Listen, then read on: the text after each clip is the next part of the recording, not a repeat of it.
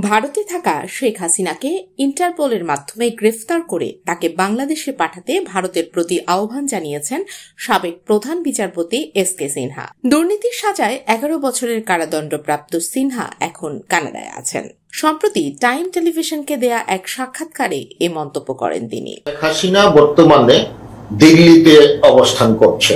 Britain Sheikh হাসিনার ওখানে আশ্রয় নেওয়ার প্রার্থনা নাকচ করেছে। বর্তমান যারা প্রশাসনে আছেন তাদেরকে বলা শেখ হাসিনাকে যাতে দিল্লি থেকে বাহিরে না যাওয়ার জন্য। তাদেরকে এখন ইন্টারপোলের মাধ্যমে শেখ হাসিনার বিরুদ্ধে এতগুলা হত্যার সিভিলিয়ান পপুলেশনকে সে ঠান্ডা মাথায় খুন করেছেন, এইগুলা হলো যেটা ক্রাইমস এগেইনস্ট হিউম্যানিটি।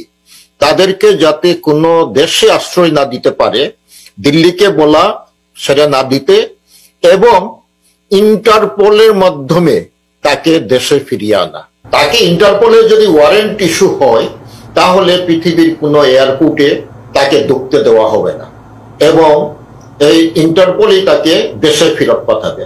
দেশে একটা রিভলিউশন হয়েছে, তারা কোটা আন্দোলনের সমন্বয়কারী, তারা সাকসেসফুল হয়েছে এবং পৃথিবীর যত রিভলিউশন হয়েছে সেই ইতিহাস দেখলে আমরা জানতে পারি যারা রিভলিউশন করেছে তারা একটা অন্তর্বর্তীকালীন সরকার গঠন করে। তারাই নির্ধারণ করতে পারে কে তত্ত্বাবধায়ক সরকার বা অন্তর্বর্তীকালীন সরকারে থাকবে, কিরকম দেশ চলবে, সেটা লিগ্যাল হয়ে যায়।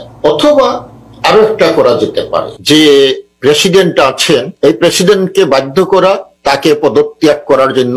সে হলো একনায়ক শেখ হাসিনার প্রেতাত্মা, তাকে পদত্যাগ করা এবং সেই সংসদের মাধ্যমে ইমার্জেন্সি বেসিসে একজন প্রেসিডেন্ট নিয়োগ করা এবং সেই প্রেসিডেন্ট অন্তর্বর্তীকালীন তার অ্যাডভাইসার অথবা অন্তর্বর্তীকালীন সরকার গঠন করবে। এইটাই হবে কনস্টিটিউশন অনুযায়ী লিগ্যাল ফ্রেমওয়ার্কের মধ্যে দেশ চলতে পারে।